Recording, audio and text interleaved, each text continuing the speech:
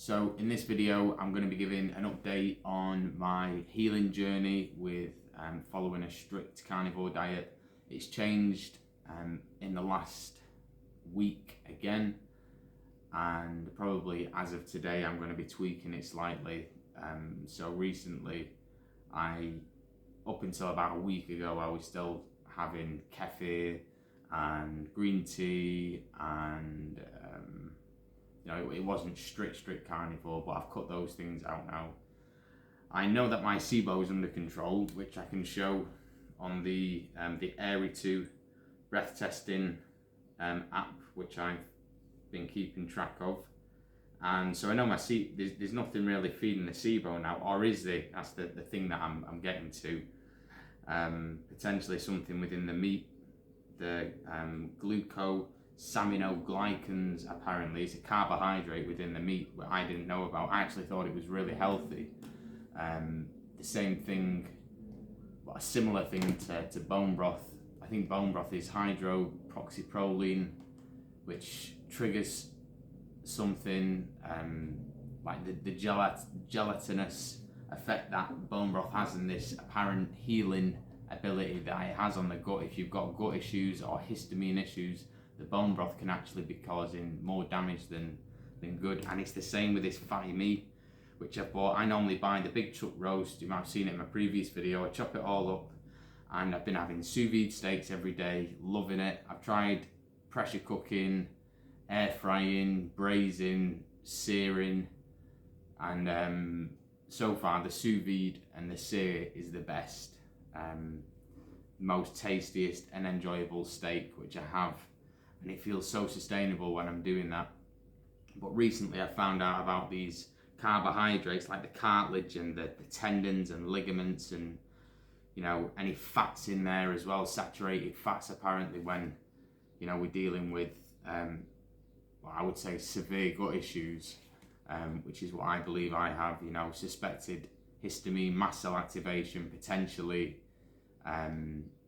candida, mycotoxins, heavy metal, all that kind of stuff, which I think is, I'm not certain on it yet because I haven't been able to test because I can't afford it, but using the process of elimination and obviously sorting SIBO, and I've got most of my brain back now. My brain fog's gone. I'm functional. I can get about my day. I have noticed benefits.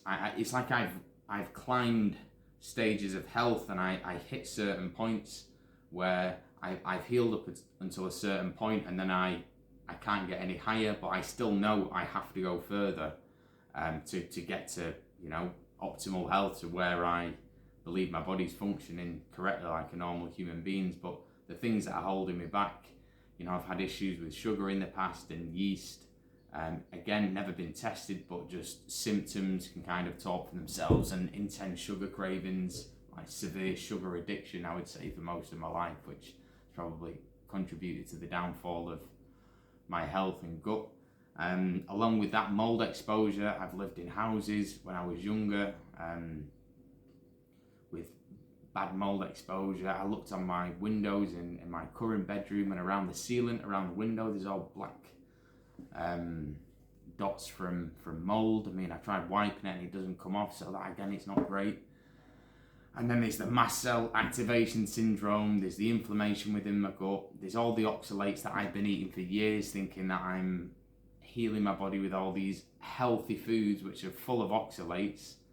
And when the oxalate chemical that's released from the plant binds with calcium and robs like essential minerals, it turns into calcium oxalate, which is like a sharp dagger, and sticks in the soft tissues of the gut and the joints. And it's probably one of the reasons why I've had really sensitive, brittle, cracky joints for so long, and all these injuries and aches and stiffness, just things that I shouldn't be getting at my age anyway. I'm only young, I'm 32, and this started about 10 years ago. I started to notice things going wrong, but I didn't have the awareness and words to be able to put into context of what is actually happening. And so through this whole process, I've learned a lot, and I had to unlearn a lot, and I've been doing things that I've been potentially making it worse, like eating healthy foods like spinach and almonds and dark chocolate and nuts and seeds, just all these foods that are high in oxalates that have prevented me from healing and probably contributed to the deterioration of my gut even more. And now I find out that these glucosaminoglycans, just the cartilage and the fatty stuff, all the good stuff that we like in the meat, the stuff that when it's cooked and it's soft and gelatinous and everything, the tasty things that I really enjoy anyway within the cut of meat, especially when you can break it down easily in your mouth. That's got to go. So I've just been to the butcher's and asked them what's the leanest cut of meat that you got, because I've got all this chuck. I'm not gonna waste it. I'm gonna eat it, and just but I bought a slice of meat. It's a braising steak. This is the leanest cut. I think it's called a feather steak, and I'm gonna braise it. I'm gonna stop frying my steaks, because apparently the cyclic amines, the toxins that are released, I've been pan-searing my steaks after I finish the sous vide, get the cast iron on really high heat, a bit of tallow, which I'm not going to be using anymore for a short period of time anyway, and get it to smoking point, flash fry the steak on both sides, and it's delicious, but gives it that nice thick crust, but apparently it's carcinogenic.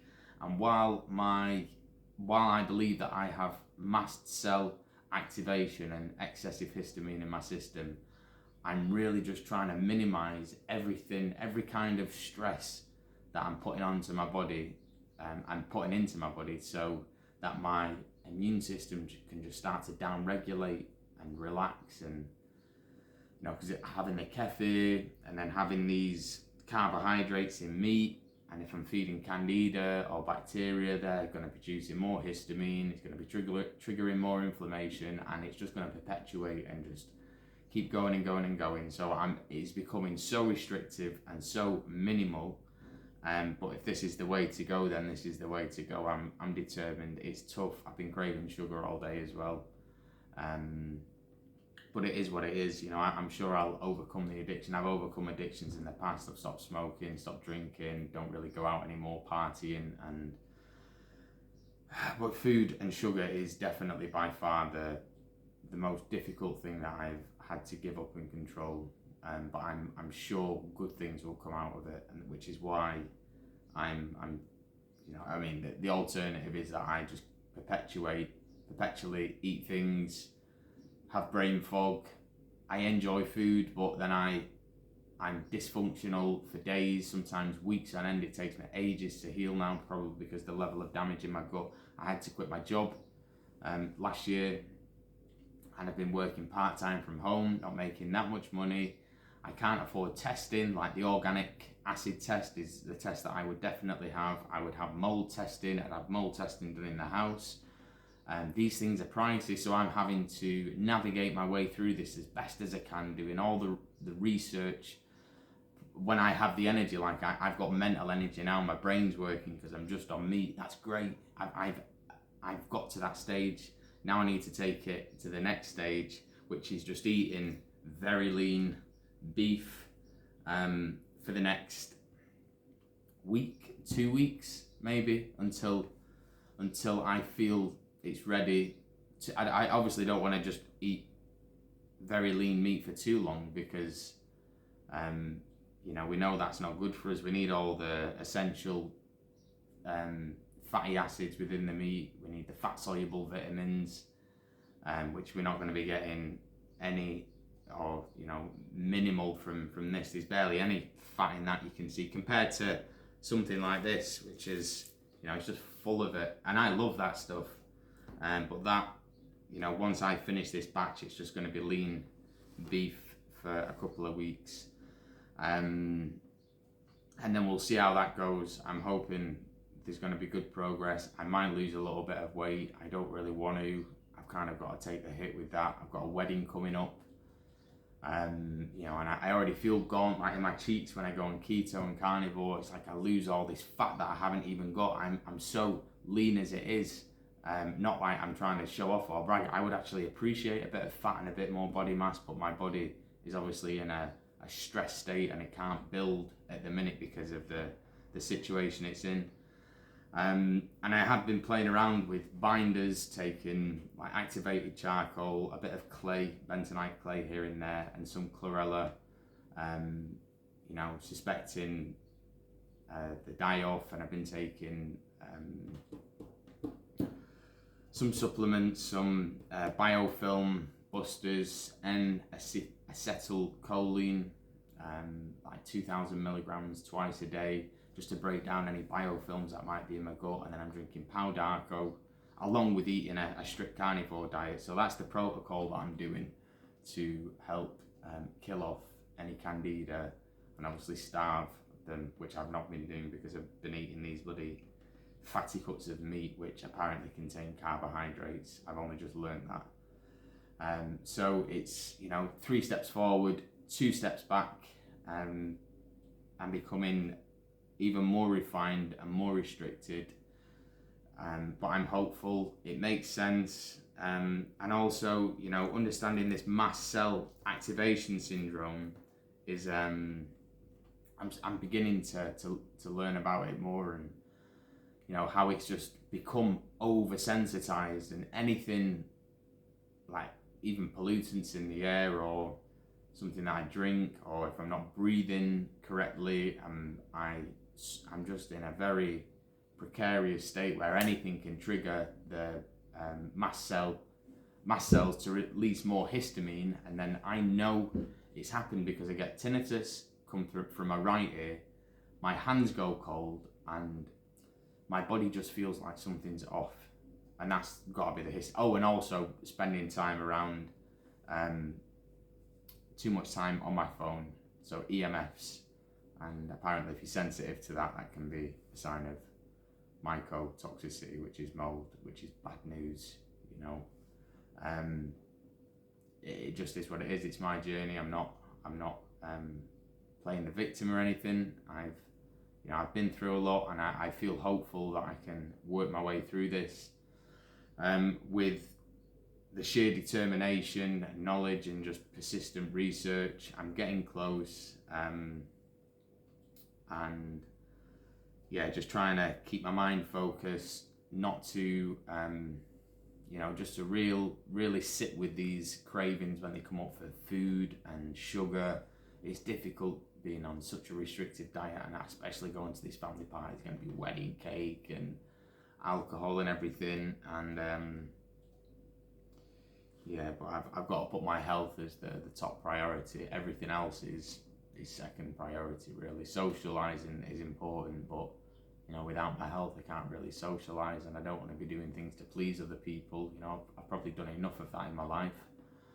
This is all about being selfish and me doing what's right for me and my body. And I'm sure people that love me would understand. Anybody else that doesn't understand, probably just too self-absorbed within themselves, or haven't had much suffering within their own lives. So, you know, I think we've got to do what's best for us. And even if it is living on big lean steaks for 2 or 3 weeks, and then moving on to fatty cuts and doing that for 2 or 3 months, so be it. I'm hopeful. I've cut out the offal. I was having the offal for the micronutrients because I believe that I'm deficient from malnutrition, from not being able to absorb nutrients for a long time, from having SIBO, suspected SIFO, and just this gut inflammation, and IBS symptoms. So, but apparently the offal contains high histamine. So that's been, I'm letting that go for a while. I'm experimenting with having a little bit of kidney here and there.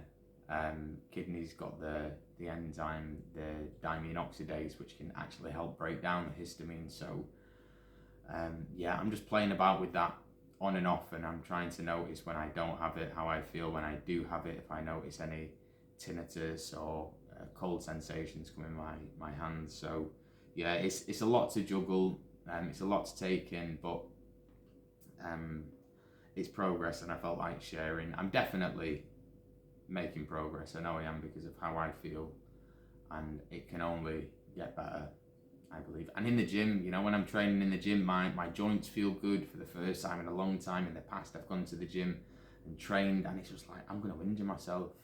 And I had this injury from work almost a year and a half ago now. I had to quit my job because I got an injury, and then the inflammation just never healed. And from what I know now, it's probably the oxalates that I was eating in the dark chocolate, in the spinach every day, trying to be healthy and living textbook. And actually these oxalates that I'm eating just go in, find the inflammation, soft tissues, we'll sit there, we'll stick in there. I'm never going to heal for that, especially while I've got all this other stuff going on. The body's just like in mad overload. So I think by really simplifying everything, taking out all the oxalate foods, taking out all the histamine foods, taking out all the carbohydrates, gives the body the best chance of creating the right internal environment to actually start making some gains. And, you know, not flash frying my meat, not searing it. I'm just going to boil it from now on. It's going to be a bit, you know, it might be a little bit, it might not be as exciting, but I'm just treating it as medicine rather than, you know, doing it for pleasure. And that's where my mindset's kind of at the minute. And long waffle, but there's a lot to take in. There's a lot to kind of understand what's going on. And so exercise as well, I'm no longer going to do, like if I've been stressed about something, or I've just not been feeling that great, I've gone into the gym and I'll do a circuit and I'll train like, you know, somebody that's just competing for a world championship event, and, you know, and I can do that a few times a week, and it's silly because raising body temperature can also trigger a histamine response. So I'm just going to have to stick to strength training, try and keep it, you know, nice long rests in between sets. And also I've been doing diaphragmatic breathing every morning before I get out of bed, just to try and tone the vagal nerve. I've done a little bit of meditation. I could definitely do more. I know meditation has helped me tremendously in the past. I've sat retreats and all sorts, and it's just one of those things that I've kind of fallen out the window with, like learning everything else, and I could probably really do with that to stimulate the parasympathetic nervous system, keep my body nice and cool, which is going to help to heal. So it's all good. It's all good, but there's been some slight changes. It's the ultimate restrictive diet now. You know, I'm on lean cuts of meat, salt and water, but at least I get to eat that. At least I've got access to be able to do that. I'm very privileged still. I'm very fortunate. I could be in a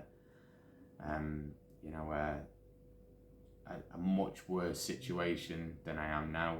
And still trying to practice seeing the positive in things and not let my mind fall into victim mode, because that just creates more stress. I've been there when I've been at the lowest points, and it doesn't serve anybody being in that frame of mind. So yeah, I think being positive and staying mindful and trying to think philosophical or spiritual about it, I think it's all penance, it's all karma. It's me paying off the years of indulgence that I had growing up, you know, stuff in my face, bodybuilding in the past, and not caring what I'm throwing into my body. Oh yeah, I'll have that.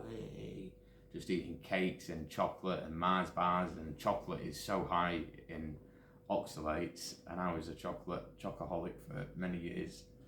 So anyway, yeah, there's some self-control needed to be gained on a deep level around habits, eating habits and lifestyle habits. So that's all part of the journey. So yeah, it's great. Anyway, stay tuned. I'll give an update maybe, well, once I've finished this. And I've been on I think you can buy these steaks in like a 5 kilo. You can't buy them as big as the chuck apparently, but you can buy them in like 5. I saw one in the butcher's and it's like 6.5 kilos, which is still fairly decent actually. So if you're buying it in large amounts, it's more economical. And then, you know, I probably get by on, I don't know, a 400 gram steak. That's about 500 gram steak. A bit big for me, but I'll just have that in the morning. Then I'll have a smaller one in the evening, and I'll give an update when I'm doing that. Probably be really miserable and tired, but we'll see. Anyway, thanks for watching.